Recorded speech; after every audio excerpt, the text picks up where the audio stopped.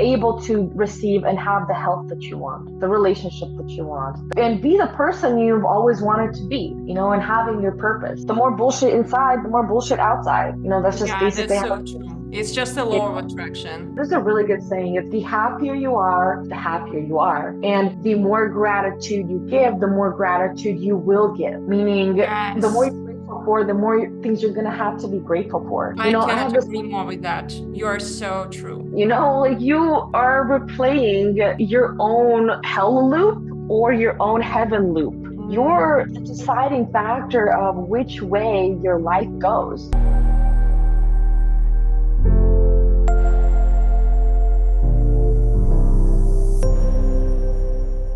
Hello, beautiful souls. So today we are hosting here Darya. Woohoo! She is really amazing. When I was following her channel, WildFire ASMR, yeah, it's a really interesting word. So she will talk a bit more about it slightly later. But when I was following her, I was fascinated how this girl just was walking me through every personal facet, how to make myself better and start living on my own terms. And she did it in a very gentle way. So today I'm really, really pleased to invite this special treat to all of us here. So Darya, could you please introduce yourself and let us all know what you are today about, what is your area of study, what you've been doing before, and what you are really focused on today. Okay, awesome. So we're gonna go one question at a time because that's a lot. Where my mindset is at right now is basically helping people see their own true value of themselves in terms of you're able to create the life that you want, 100%. You're able to receive and have the health that you want, the relationship that you want, and be the person you've always wanted to be, and having your purpose. Everyone is able to do that. That's, why we're here. We're here to fix ourselves internally. And truly, like my only tattoos that I basically have is as within, so without, as above, so below. Freaking like you guys, like all weird. But anyway, so basically those tattoos symbolize however you are internally, meaning your thoughts, your emotions, your traumas, or how much your traumas have healed. That all comes out onto your external surface, meaning whatever you're thinking, whatever you're feeling, that's how your life becomes. If you're constantly in the state of pain and agony without truly accepting it and, just continuously going, if you're just stuck in it, that's basically where you're gonna be. That's where your life is gonna be. You're gonna receive more agonizing pain. You're gonna get more things to be depressed about. You're gonna get more the more bullshit inside, the more bullshit outside. That's just basically That's how so true. It's just a law of attraction. exactly. And that's what it is. Like God, the universe, everything around us, it just gives you exactly what you keep repeating to yourself, So if you keep telling yourself, life sucks, this sucks, you know what? The world is going to be like, oh, really? It sucks? Well, here you go. More stuff that sucks, more stuff that sucks. But one of the biggest things that I am just a whole believer of is gratitude. There's a really good saying. It's the happier you are, the happier you are. And the more gratitude you give, the more gratitude you will give. Meaning the more you're grateful for, the more things you're going to have to be grateful for. I cannot agree more with that. You are so true, actually. While you were talking, I actually remembered about one card in the tarot world, and here it is. It's the Five of Swords. So do you see this bird in here? So it is sitting on the swords, right? And it can't really fly. You may have feathers, but you may not fly. You may still sit on in that mental prison, right? So it's so reflecting to what you are currently saying that I don't know why I pulled out this card out of the blue.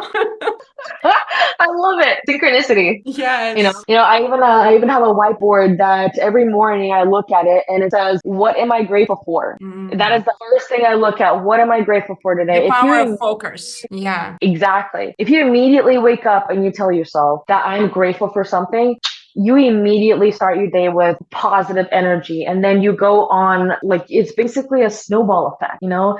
On the other hand, if you constantly are waking up, you know, complaining about the birds, complaining about your neighbors, complaining about like how, you know, this, and this sucks, like it's gonna keep sucking, you know, like you are replaying your own hell loop or your own heaven loop. You're the deciding factor of which way your life goes. Wherever you're focusing your attention, literally, whether it's positive or negative, wherever you focus your attention, that's exactly where you're going. One of my most favorite examples is a skier. I have a lot of friends. I mean, I live in Colorado. I have a ton of friends that ski and snowboard. And so the biggest thing when you're skiing and snowboarding is if you're constantly looking at trees, you're more than likely gonna hit a tree. Okay, this is just common sense. Okay, if anyone that's been snowboarding and skiing, like they know this. But if you're constantly looking at just the trail, 99% of the time, you're going to be on the trail. You're not going to hit a tree because that's where your energy is flowing. That's where your focus is flowing. That's where your intention is flowing. You know, yeah, you know, it really echoes with me what Tony Robbins was talking about. It's just where your energy goes, where your focus goes, your energy flows. All right. So it's one of those most powerful motivational speakers. But just like for me, Tony didn't work 100%. It was too mannish approach for me always. So I was trying to find that feminine way, but I really respect all what he is doing. And it just echoed right now with me all what you said in here. So just flowing through all what you said, I see that you are starting the new direction in your spiritual journey. And it seems like you will be like empowering so many women here. But could you please walk us through your previous area of focus, what you've been doing and how did it enrich your journey? Which lessons did you derive out of that? Because I know that you have like a huge channel and it's called WildFire ASMR. So maybe for some part of my audience, they just are not even aware of what it is. And you could just maybe share why you were there and how it benefited you. Absolutely. Yeah, so originally I started the WildFire ASMR channel as a Reiki energy healing channel. And I saw that the ASMR community kind of was a little bit of a niche to go with the, you know, Reiki part of it. So it was completely on accident. It was not something I ever thought I would do, to be 100% on. It was super out of the blue. I was super into energy healing and spirituality, and I wanted to kind of like share that, you know, with the world and such. And so at that point, you know, that's how that channel was born. And so through the years, I learned a lot when it came to metaphysics, when it comes to spirituality, when it came to, you know, all these different esoteric and all these different like Babylonian knowledges, esoteric knowledges, occult knowledges, even if you will. Like I studied things like tarot, astrology, numerology, chakras, crystals. I went into Tibetan readings. I went into Buddhist readings. I went into Muslim readings. I went into all types of different religions, all types of different philosophies. I dove so far into philosophy that led me to mythology and all types of mythology, from Greek mythology to to Nordic mythology to Celtic mythology to all these, you know, to Egyptian mythology, to all these. Just so much reading, you know what I mean? Knowledge is power. The more you read, the more you learn, the more well-rounded you're going to be. And honestly, the more humble you become, because the more you learn, the more you realize that you know nothing. And you become a very, very humble person. When I started this journey, I was such an arrogant little brat. I'm not even joking you. I thought I was like, oh, I'm in spirituality now. I know it all. And so I just became so closed-minded, you know what I mean? And until I started reading. Well, yeah, like this, right? In the round circle of your being. So you can't really enter anything, allow something to enter. You have to break the cycle, right? Absolutely. Mm-hmm. Absolutely. Yeah. And so, like I said, the more I started reading and the more, and there was definitely many times where I was so close-minded that it actually ended up hurting me. And so I ended up receiving, very beneficial criticism that kind of slapped me upside the head, telling me, hey, maybe you should open your head up a little bit and not be, so thick-headed, and don't be so close-minded. And so and it took many slaps upside the head for me to finally get that. Many slaps upside the head. But finally, I started to open up more, listen more, and, become very open-minded. And just understand different perspectives. Not necessarily maybe I have to agree or take on that perspective, but at least be open-minded enough to respect it and see the other side realistically. And so I started, like I said, I read a bunch. I still read to this day. I try to go through at least 2 to 3 books a month. At least. What is your favorite one today? So I'm reading 3 currently. I actually have them right here. I'm reading Think and Grow Rich. I'm reading Your Money or Your Life. And then I'm reading The Chimp Paradox. Can you bring it closer to the camp, please? Yes. Interesting. Yes, The chimp paradox. So what's this chimp? Your Money or Your Life, and then Think and Grow Rich. Did you finish them all, or you are in the process of reading? So through this entire journey, I started to really understand myself, and I started to understand that, I'm the kind of person that I don't like to just do one thing at a time.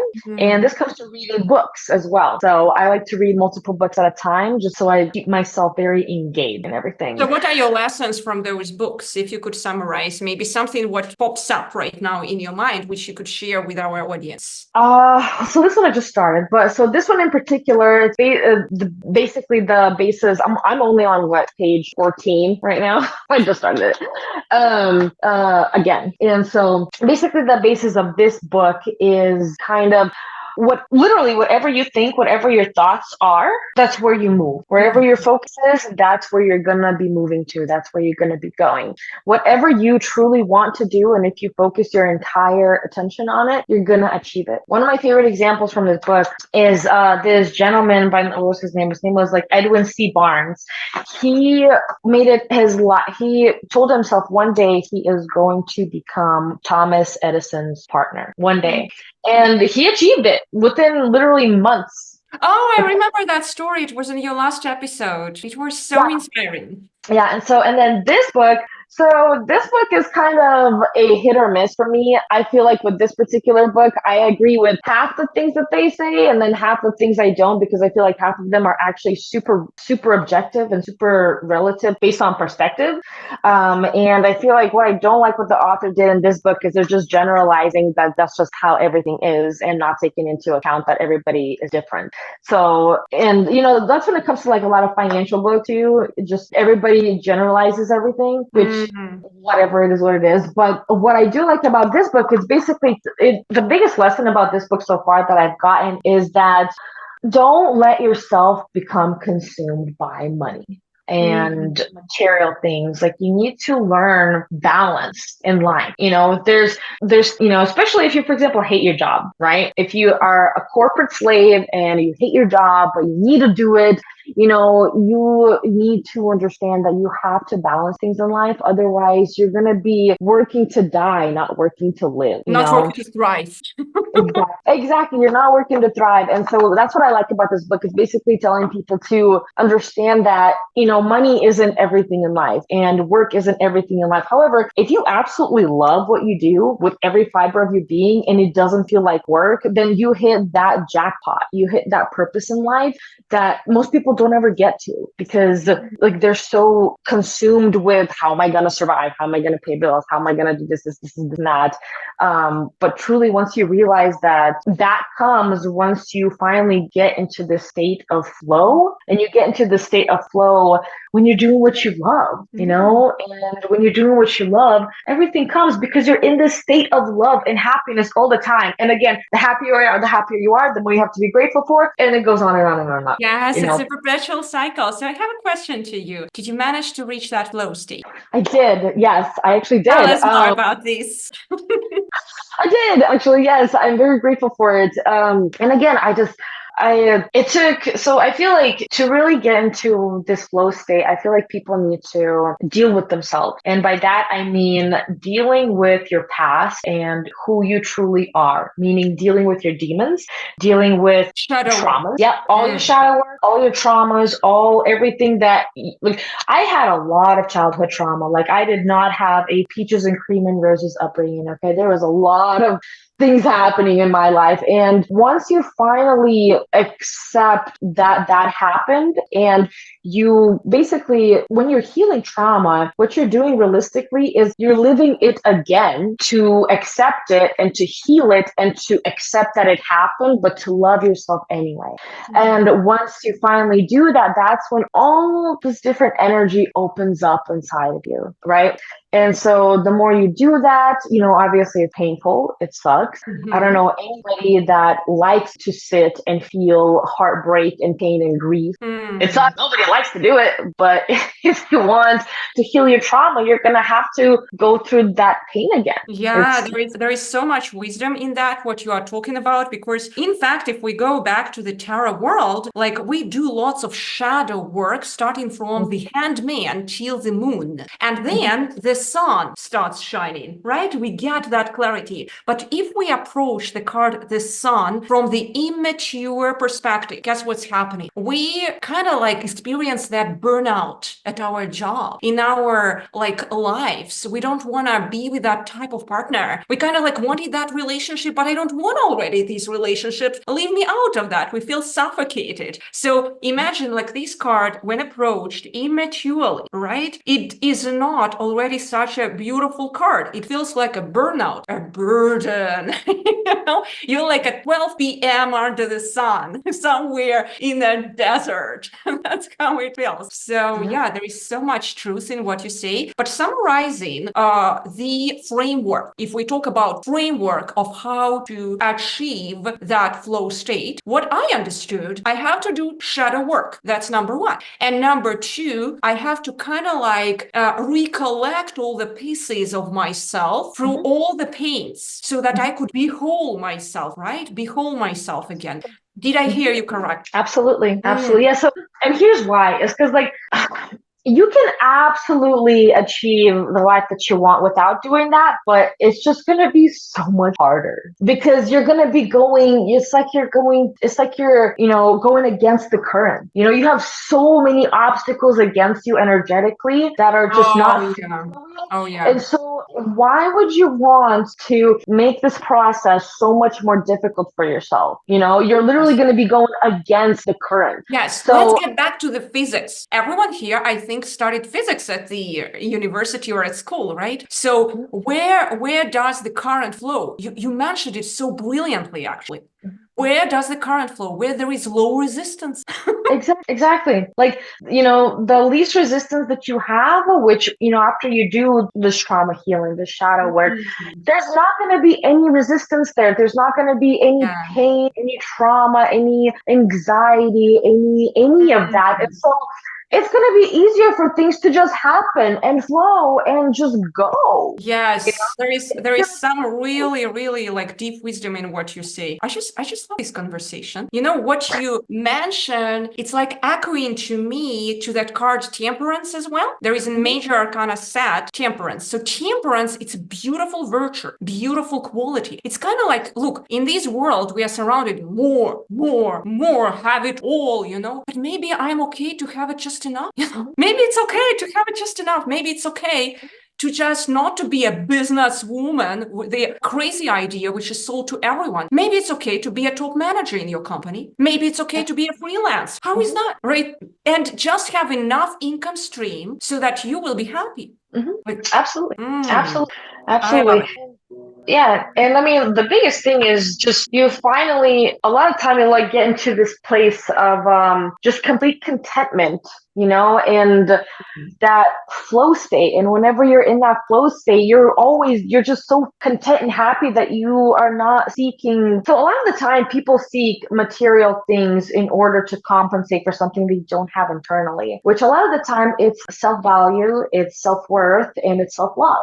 And so I'm not saying everybody by any means, but I'm saying many people, and I was one of those people, that I wanted like extreme wealth because through shadow work and through going through my traumas, I realized that I didn't have self-love for myself. I didn't value myself. I didn't feel worthy, of things. And so I needed external things to validate myself that I am worthy, I am valuable, I do love myself, And so again, the more you work on how you are internally, the more you realize like I'm happy without those things. And that ergo is when those things come to you, when you're finally whole and you're happy and you're worthy and you're valuable to yourself and you're like, I'm so content. And then like God decides to just dump all that good stuff on you. He's like, oh, there you go. You finally learned your lesson.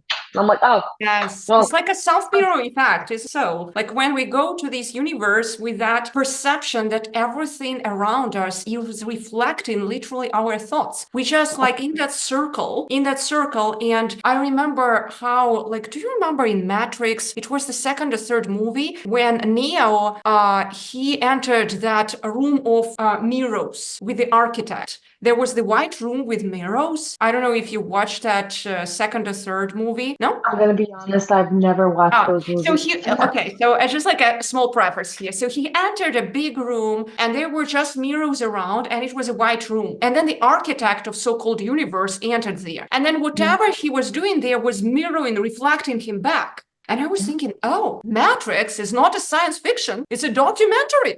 It is a documentary. It actually is legit. It's a documentary. And I don't know, I should watch those movies. I've read a lot about them, but I've never actually sat down and watched them because after reading the premise about them, I kind of figured it's just going to tell me things that I kind of already follow and know. But I mean, honestly, it wouldn't really hurt to watch them, like just to get a better perspective of things. Now that I think about it, maybe I actually should watch them. You just gave me a great movie night idea.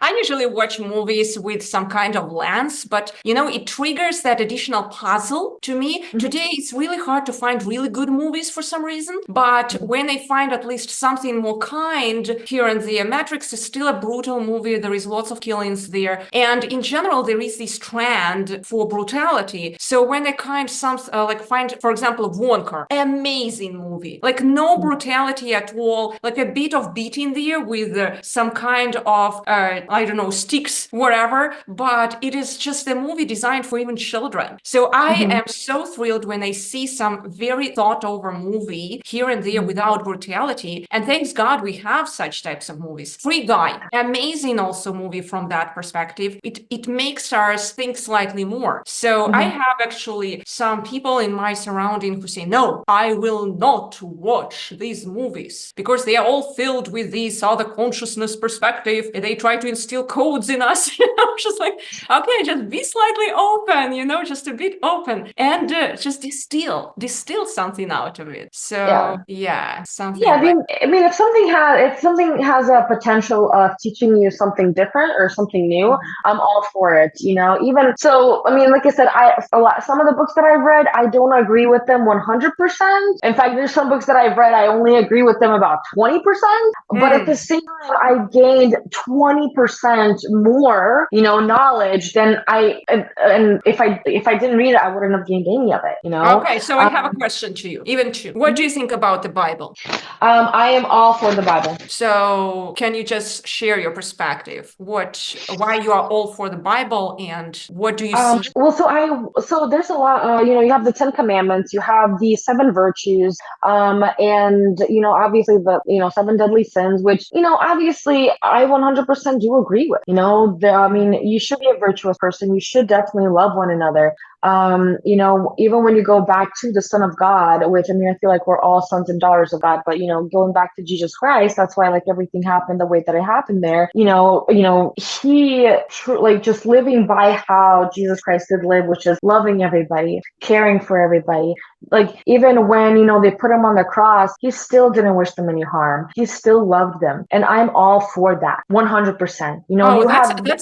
That's a big quest, honestly. Did you figure it out? How can we love our enemies? And the thing is, like, I don't know. I really don't, but I began living by that way. And honestly, I felt a huge weight being lifted off my shoulders when I started to do that, in terms of like it doesn't matter what they do to me, because what how I respond is what creates me and my character, and how I other love it. people's life is how their character is. But just because of what they do to me, it doesn't define who I am. What I do onto them and how I rebuttal is who defines who I am. And that's it. And like my So you biggest become thing is like that the sun. You unite with the sun consciousness. If we talk already about the sun eclipse, which happened just yesterday, so unite with that powerful sun consciousness, right? Or you are just like radiating like the sun in here, right? That's what I hear here. So absolutely. actually, it really resonates with me because, my perspective also on that is you interact with the world, but you kind of like interact like a sun. Because interacting with, like a sun, it means you don't really go into that self-penetration. You kind of like influence with the rays of the light. And your only agenda is love. Yeah. But the only way to see it is to see their deep spirit core. Because what we see usually, we see like the mental body, the mental shell first. And it's just like, you are an idiot. And then the label. How can you do it that way, right? This is the first thing which this thing in between our ears says. So when we kind of like stop seeing the mental shell first, but we see the deep spirit core, and the deep spirit core is like everywhere the same. Even in the craziest killer ever, the deep spirit core is still pure, right? Yeah, absolutely. Yeah, I Absolutely. really Yeah, love like our core is our soul. Our soul is connected to one root, which is God, the universe, the divine, whatever you want to call it. You know what I mean? Everyone has a different word for it. Everyone has a different phrase for it. For me, I say God. Everyone is connected to God through their soul. You know what I mean? Which means if you're connected to God, you were created by God, which means you're created out of the image of God, and the image of God is love. Everyone is created out of the image of love. Now, the ego, the free will is at that point for you to decide whether you want to continue on with that love or whether you want to, test other people's love in terms of, being that little turd that tests other people. Which those are necessary too, because it truly it kind of gives us a trigger and gives us a good measuring point of where we're at and how we're reacting or responding. If you're getting triggers and you're noticing that you are just hardly reacting and you're very at peace and you're just very calm about everything, and you're like, you know what, I wish you the best, I really do, but you truly mean it from the core of yourself. You truly have intentionality matters. You can see it, by the way, through the eyes of people. That's why eye-to-eye contact tells you so much. And I think that guys, they are, in some sense, they don't really get this gift, which we girls, we have it. We are kind of like connected to that high priestess. In fact, that intuition, right? We are connected to that higher consciousness already. We are given it from our births. While guys slightly like are limited to that only thick shell perspective, sometimes they remind me like coconuts, Just like you need to crack them really hard. Like I'm talking about like, from the perspective of my husband. Yes. And so that's why, I don't know, that's why I feel like, everyone should go into like, a godly state, get closer to God, get closer to your higher self, get closer to your soul, get closer to the divine, get closer to somehow get closer to who you are truly on the core as a person, which is your soul, which is your, we're not human beings having, what is that saying? We're spiritual beings having a human experience instead of a human having a spiritual experience. Yeah. Yes, this is actually so wise. Where did you get so many wise things, girl? I'm really wondering. I'm telling you, I read a lot. I experience a lot. I'm very open-minded. Like I said, Are you channeling? Huh? Are you channeling? Am I what? Channeling. There is the whole direction, when girls are connecting to some high, deeper spirit core. So I'm always channeling. That's the thing. I feel like the closer you get to God, the closer you get to your soul, the less you live by your ego, and the more you live through your soul and your higher self, and in flow and in love. And you're not bound to earthly things as much as before. Obviously, I like nice things. I do. I like good food. I like nice things. I like nice accessories. I'm not even gonna lie about that. I like it, yes, for sure. But a lot of your focus starts to shift to this desire to get closer to God, Because more nothing than can anything replace it, else. right? Because nothing feels better than that everlasting, pure, unconditional love Yes. and happiness and euphoria. Nothing will ever trump that, ever. How did you get to that state? Do you meditate? I journal a lot and I read a lot. And so when I journal, I become more self-aware. And when I talk about self-awareness, I'm saying truly be honest with yourself. Like, be honest with how mean you are, how rude you are. Be honest with how mean you are to yourself. Be honest with how mean you are to other people. Like, literally go and be the most brutally honest with yourself and what you're doing, what you don't like that you're doing, and fix it. Yeah, by the Literally, way, but you have it's to be it's so honest true. with yourself. It's so But true people have because a hard time with like being honest with themselves because it sucks. It hurts. You don't want to look yes. in the mirror and say, "Dang, girl, that was so awful of you to do," because you don't want to tell that to yourself. It hurts. Yes, It yes, hurts. yes. That's why you always need to have some kind of tools which will help you. Whatever the tool you pick, let it be your tarot cards, let it be, let's say, you are going to some chakra readings, you go to some Akashic Records readings, you go to human design, you go to astrology, whatever you use to fix yourself, to fix this, and behold it, just whatever helps you, just if it reaches that goal, perfect. By the way, I noticed one thing while you were talking, it is so amazing what you mentioned. Like, if you are mean or if you are not kind, acknowledge it within you. Because only through acknowledging that part within you, you can behold yourself. Otherwise, you split yourself in parts. Is that so? Exactly. Yeah, you have to be honest with yourself. Like, if okay, you can lie to whoever you want. It doesn't matter. But the thing that will matter the most is when you lie to yourself, because when you lie to yourself, you're not going to grow at all whatsoever. You're not, because you're not truly finding out what is bothering you about yourself. This chakra is compromised, lying. So we immediately compromised this area, right? Absolutely. Be honest with yourself. Really, like, no matter how bad, no matter how mean, no matter how awful. Like, for me, like I said, my form of meditation is journaling. I go through, like, literally, like, I write so much. It's not even funny. Oh my Like, gosh. So this is your type of your active meditation with yourself, I believe so. So you don't meditate passively. It's kind of like that self-reflection, active meditation tool, that journaling. Is that correct? so for me, the journaling is both, because whenever I'm writing, I'm not even thinking about it. It just comes out of my hand. It just comes out intuitively. And so for me, that's my form of meditation, because I love communication. I love talking. And in journaling, it's going to sound weird, but I talk to myself. And so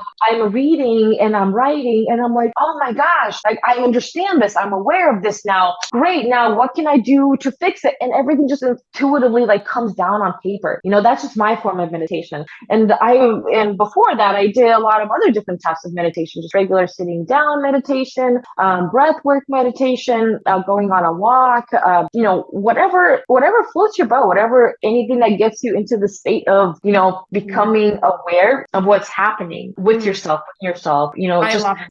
start questioning yourself. Literally start questioning yourself. So Darya, you are a really inspiring example of a woman who found her flow in her career. So if you could maybe just walk us through your day. You wake up, and how does your working normal day starts until the evening? Just could you walk us through some kind of stages? How does it look like? How do you feel through the day? It would be so amazing for maybe women who are sitting here in front of us and who just want to be there. If you could just envision that world for them, if they start using that framework which you mentioned, the framework of really explicit shadow work with yourself and beholding yourself through the process of that journaling. So could you just envision that part of your world? So the thing is, like, everybody's different. So I mean, how my day would start, it would be so different to somebody else's day. You know what I mean? I just want you to use it as a small inspiration. How does it feel like?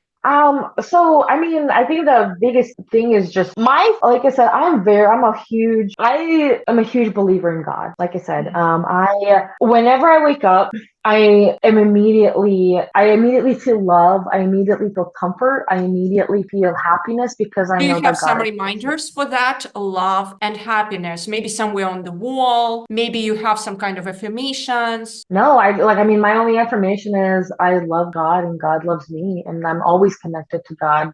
And I feel that within me consistently every single day with every fiber of my being. And the biggest thing is shadow work. The more trauma you heal, and I think the biggest thing is being honest with yourself. Like, Mm. honestly, like Be that's the biggest honest. thing. That's the Like, message. Be honest with yourself. be honest with yourself. Be honest with what you're happy with. Be honest with what you're not happy with, and don't lie to yourself. There was things that I did for years that I tried to cover up mentally and tell myself, this is totally fine. This is totally fine. This is totally fine. But on the inside, I was screaming, saying, no, I don't want to do this. I don't want to do this. Why are you forcing me to do this?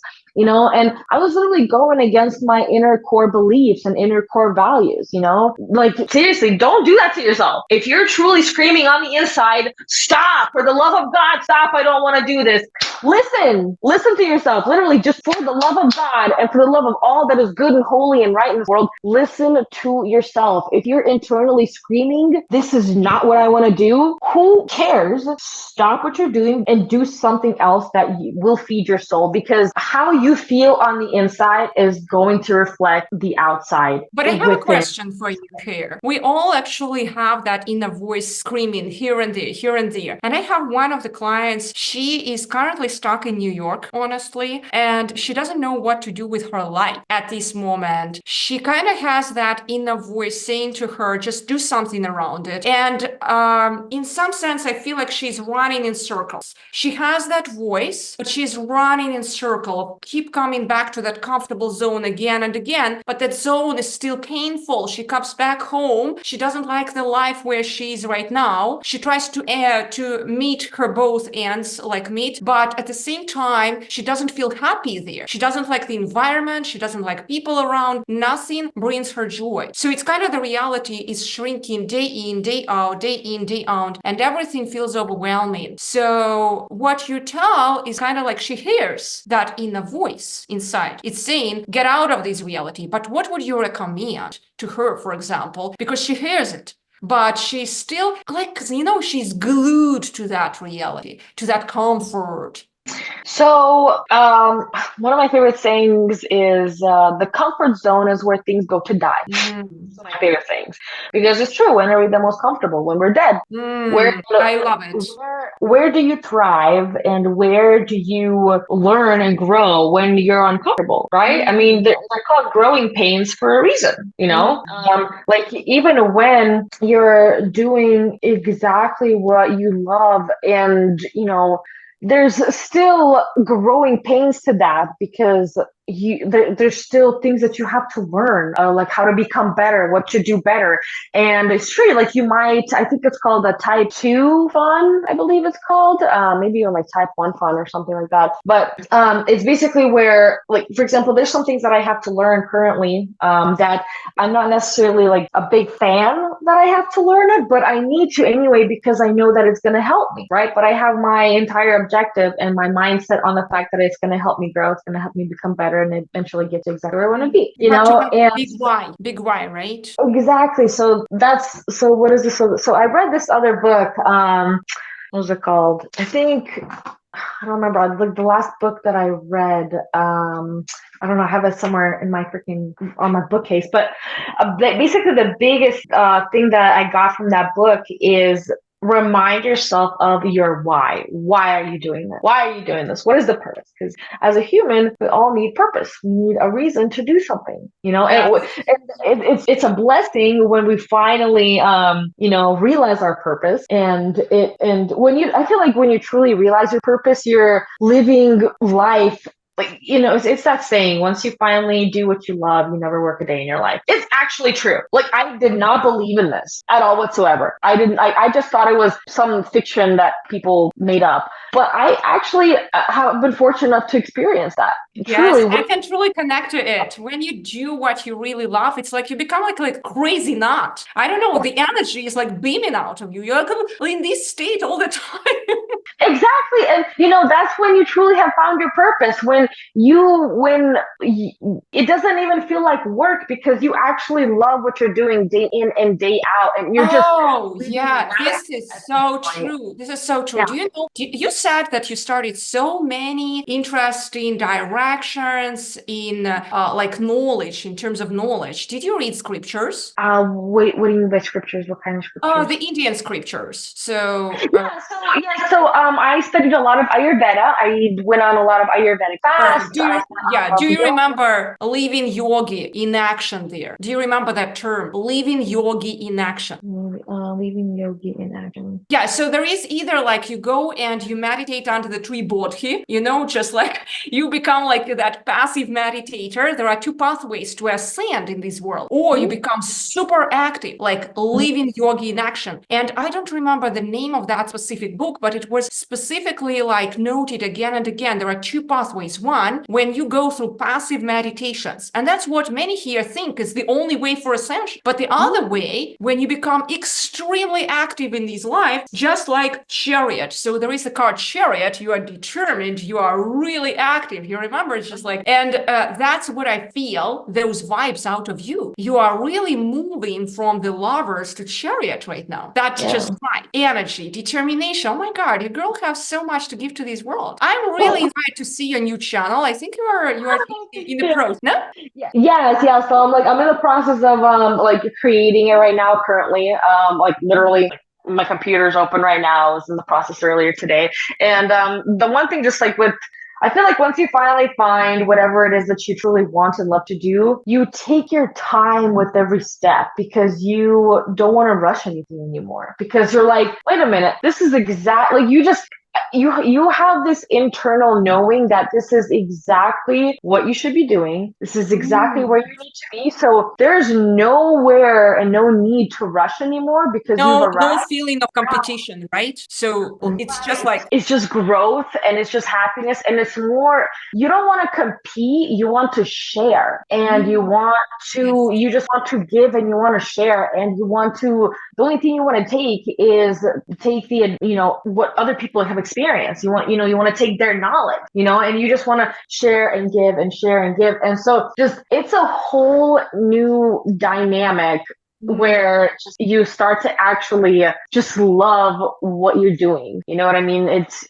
You don't work anymore. Literally, like once you find your purpose, you don't work anymore at all. You don't feel like you're working. I mean, there's some things that you have to like work with and do, but whenever you're truly meant to do something, it doesn't feel like it's work because you have this internal love for it, and you're just a natural. Literally, you're a natural at it, and you can do it easily. And sometimes it takes years to get there. Like it really does, because you need to prepare yourself for it. Like God needs to prepare you for it. You know what I mean? It took me 10 years to get here. It's so beautiful what you mentioned, and those preparations. It's in fact all those pains which we are coming from. Is that so? So we can use it as, in fact, some stories with which we heal and connect to others. Is that so? Because how can you impact others if you don't have those scratchers inside you? Exactly.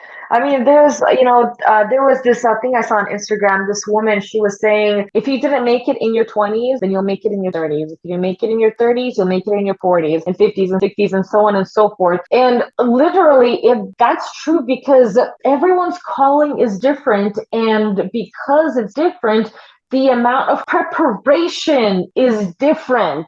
For me, it was a decade of trauma and pain and knowledge and reading to finally prepare me for, hey, okay, you have all this. Now, this is what you're supposed to do. Oh my God, it gives so much hope and inspiration, I think, for everyone who is listening to us today, because I'm pretty sure absolutely every beautiful soul here can connect to what you said, because we all have that pile of shit in our life upon which we can build, right?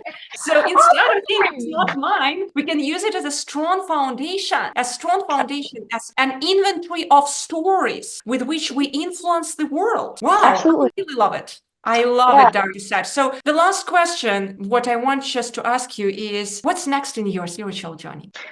Just continue getting closer to God. Continue journaling, continue thriving, becoming a better version of myself, and more than anything, continue to share my knowledge with others so that something resonates with them. At least one thing, in any of my videos, in any of my posts, in anything, if at least one sentence, one word resonates with you, I'm a happy camper. Because what I've learned is there has been so many times where I was getting the same lesson, right? Or the same, I guess, phrase from so many different people from so many different times. And then finally it took one random stranger to tell me this exact same thing on this specific day at this specific time, and everything finally clicked. It was just that aha moment. I finally realized, oh my goodness, that's what that means. And sometimes it just takes, it takes you a long time to finally get there, it takes a completely random person or a completely random post to finally get this lesson through your head,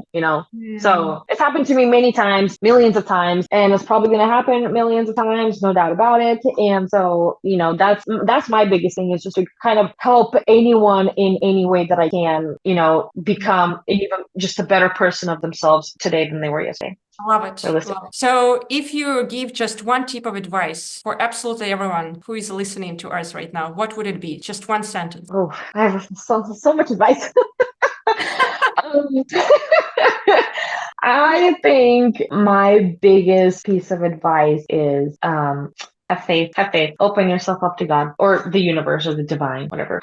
Just have faith. Know that there is a higher power and it's always working for you. And get out of your own way. I love it. It's so resonating to even in the Indian scriptures, to the ancient wisdom, because one of the main pieces of advice which was given there, no matter which kind of demonic circles you are currently in, it was written there in ancient scriptures, guys, that whenever you give some kind of request from the bottom of your soul, guess what's happening? Answer is given. It's written in the Bible. Whenever you ask, you shall be given. Mm-hmm. All righty. Thank you so much, Darya. It was a real pleasure to meet you today. And I do not have doubts that you will inspire and spread light to so many souls. All the joy and all the light towards your way. Thank you so much. Thank you so much for having me on your channel. I am very, very, very grateful. Thank you so much for everyone who's listening. Thank you so much. I appreciate it.